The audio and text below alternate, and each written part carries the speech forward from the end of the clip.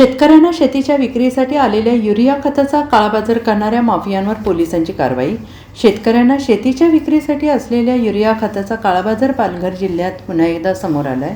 विशेष म्हणजे राजकीय पक्षांचे पदाधिकारी हे रॅकेट चालवत असल्याचं उघड झालं आहे।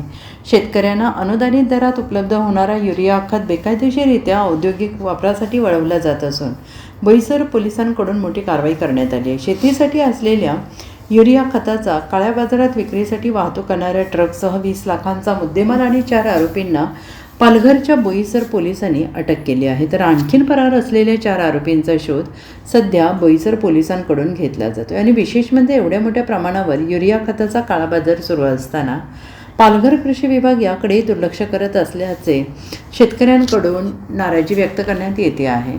बोईसर MIDC मध्ये मला गोपनीय माहितीदारांकडून माहिती भेटलेली होती की इथं कृषीचा जो युरिया आहे तो युरिया सप्लाय होतो आणि तो बेकायदेशीररित्या वापरला जातोय आणि त्या माहितीवरून वर्कआउट करून आम्ही एक दिवशी एक गाडी पकडली।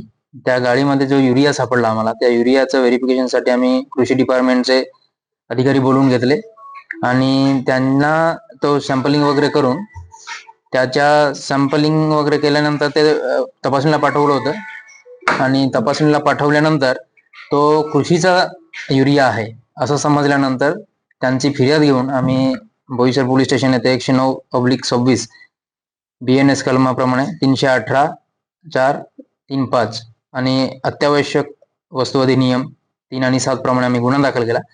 त्याचं इन्व्हेस्टिगेशन सुरू केलं। त्या इन्व्हेस्टिगेशन मध्ये सर्वप्रथम आम्ही एक आरोपी ताब्यात घेतला होता आणि त्या इन्व्हेस्टिगेशन मध्ये नंतर टप्प्याटप्प्याने इन्व्हेस्टिगेशन होत गेल्यानंतर आतापर्यंत एकूण 8 आरोपी निष्पन्न झालेले आहे आणि 8 आरोपी निष्पन्न झालेले आहे। त्याच्यापैकी आता आम्ही फक्त